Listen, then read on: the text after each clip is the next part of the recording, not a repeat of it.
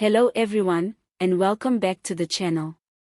If you care about democracy, elections, and some of the strange trends emerging in South African politics, then this episode is a must-watch. Today, we're diving into a worrying development, one that sparked alarm within the ANC and drawn suspicion across the political spectrum. It's about a rise in voter deregistrations in the Free State, and allegations that some individuals are being paid to remove themselves from the voters' roll. Now this isn't your typical voter apathy story. It's not about people staying home on election day. We're talking about citizens voluntarily deregistering, removing themselves entirely from the electoral system. And while it might sound fringe or isolated, the implications for democracy are massive, especially with the next local government elections on the horizon. Let's break this down.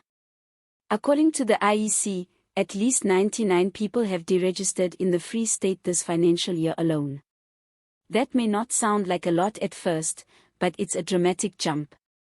In 2021/2022, only one person deregistered. The following year, just 3. By 2023/2024, that number grew to 33. Now we're already sitting at 99, and the year isn't over yet. This spike has raised serious red flags. Some ANC insiders believe it's not a coincidence, but a coordinated strategy to undermine their voter base by quietly removing known supporters from the system. Here's where things take a darker turn. Multiple ANC sources told the Mail and Guardian that some people have been offered a 7,000 a month to deregister. Allegedly, this money is tied to a requirement, proof each month that the person remains off the roll. If verified by a handler, the payment continues. If these allegations are true, we're not just looking at an unethical tactic, we're looking at a direct assault on the foundations of democracy. Now, the IEC has confirmed that these deregistrations are being carried out legally. To deregister, a person must complete a specific form, present their ID, and physically visit their local IEC office. It's a formal, in-person process, as outlined under Section 10 of the Electoral Act. And yes, it's entirely legal. But legality aside, the question is, why would someone give up their democratic right, unless they were coerced, paid off, or completely disillusioned? IEC spokesperson David Mandaha made it clear that deregistering is a serious act. You are, in effect, surrendering your right to help shape government. And while the process is built to protect against abuse, even the IEC admits there's been a relative rise in deregistrations this year. The political fallout has been intense. Patricia Capano, Free State chairperson of ActionSA, said she's never heard of anyone deregistering except in cases of death. She called the trend suspicious and claimed it resembles removing yourself from the National Population Register. She believes it's sabotage, and her party plans to lay criminal charges against those involved. According to Capano, encouraging someone to abandon their right to vote violates the spirit of the Constitution. And she's not alone in thinking this is more than just individual protest. Elections analyst Wayne Sussman added a critical perspective: when people disengage from politics, they usually just skip voting day. Deregistration, on the other hand, is extremely rare, usually limited to those who die or emigrate. So a sudden rise, especially in a politically contested region like the Free State, is highly irregular. Now, let's look at the political backdrop of the Free State. This province has long been an ANC stronghold. But that grip is slipping. In the 2021 local elections, the ANC lost control of Maluti Fofang and had to govern in coalition. Similar losses followed in Metsimaholo and Matjhabeng. In the 2024 national elections, ANC support in the province dropped from 62.9% to 52.88%. So yes, the ANC is bleeding support, and the spike in deregistrations only adds to their anxiety. Premier Mqueen Letsa Hamathi has acknowledged the allegations. She said some mayors have been tasked with investigating and obtaining affidavits from those who claim they were offered money to deregister. But getting proof is difficult.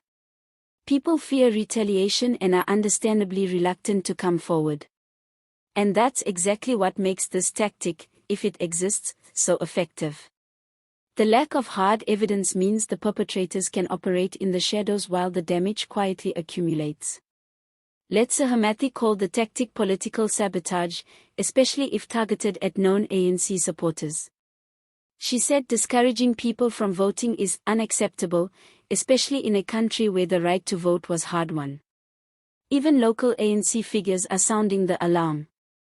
Dilebane Mayor Tsiki warned that this could be a deliberate strategy to reduce ANC councillor numbers in tightly contested areas.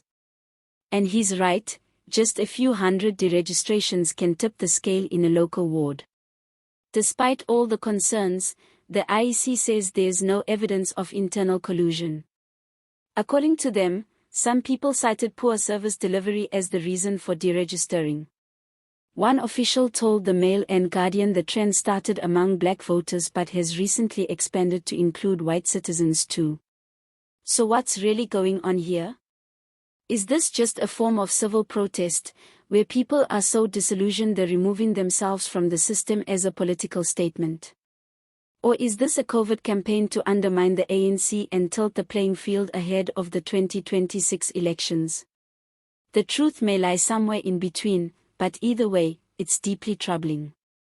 South Africa's democracy is still young and fragile. When people voluntarily walk away from it, either out of despair or for money, it shows a system under stress. And if deregistration becomes a political weapon, it could set a precedent we'll regret for decades. So where do we go from here? The ANC says it will step up voter registration campaigns to fight back. ActionSA wants a legal review of the deregistration process and is floating the idea of compulsory voting. And election experts are calling for the IEC and law enforcement to investigate these claims thoroughly and transparently. One thing is clear, whether this is a coordinated attack or just an expression of frustration, the effect is the same: fewer South Africans participating in democracy. And in a country with our past, that's a tragedy we can't afford. Thanks for watching. If you found this video insightful, please like, share, and leave a comment. Do you think this is a calculated plot, or just the symptom of a broken political system? And as always, subscribe to the channel for more deep dives into the politics shaping our nation. See you next time.